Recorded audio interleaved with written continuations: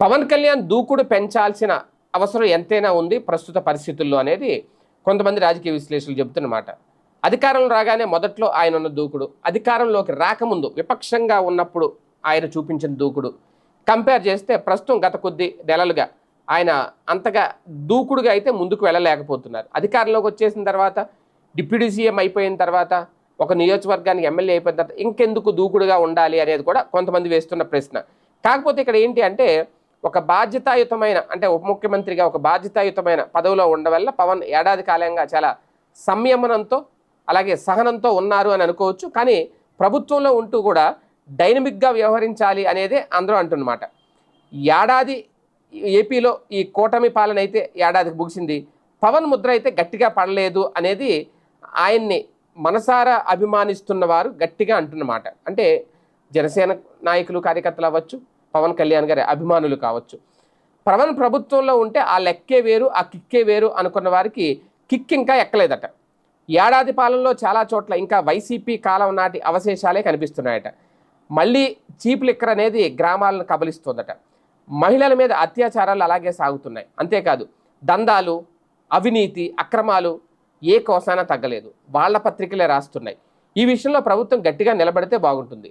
అంతదాకా ఎందుకు, పవన్ సొంత నియోజకవర్గం పిఠాపురంలోనే ఇసుకదంతా సాగుతోందని టీడీపీ నాయకుడు వర్మ బహాటంగానే కామెంట్ చేశారు.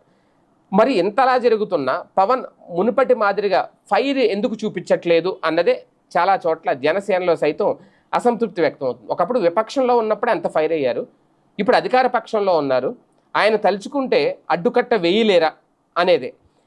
ఇక్కడ పవన్లో మళ్ళీ ఆ యాక్టివిటీని, ఆ ఫైర్ని చూడాలి అని కోరుకుంటున్నారట. పవన్ విషయం తీసుకుంటే ఒక రకంగా పల్లె పండుగ అన్నది ఒక వినూత్న కార్యక్రమంగా అయితే చేయించారు. అంతవరకు బాగానే ఉన్న ఆయన ఏపీలో అభివృద్ధి విషయంలో తన మార్కు ఆలోచనలు మరింతగా చూపిస్తే బాగుండేది అనేది ఆ పార్టీ నాయకులు సైతం కోరుకుంటున్నారు. అదేవిధంగా దందాలు చేసే వారికి కఠిన హెచ్చరికలు పంపాల్సిన అవసరం ఉంది అంటున్నారు. పవన్ చాలా తక్కువగానే మీడియా ముందుకు కానీ జనంలోకి కానీ రావడం చేస్తున్నారు ఈ మధ్య కాలంలో. అంటే ఏడాది కూటమి పాలనలో ఒక రకంగా ఒక రిపోర్ట్ కూడా ఉందట. అది ముఖ్యమంత్రి చంద్రబాబును చూసినా, మంత్రి నారా లోకేష్ను చూసినా వారు పెద్ద ఎత్తున పర్యటిస్తున్నారు, జనంలో ఉంటున్నారు.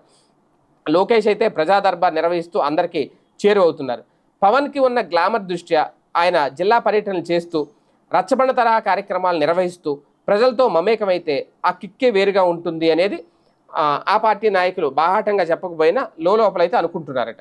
అంతేకాకుండా దందాలు, ఈ అక్రమాలు, అవినీతులకు పాల్పడే వాళ్ళకు కూడా ఎక్కడికక్కడ ఆయన స్టైల్లో వార్నింగ్ ఇస్తే ఖచ్చితంగా ఆయన మార్కు పడే అవకాశం ఉంటుందట. ఇప్పుడు ఒక ఏడాది అయిపోయింది, రెండో ఏడాదైనా పవన్ నుంచి ఆ తరహా దూకుడిని ఆశించగలమా అనేది ఒక చర్చ.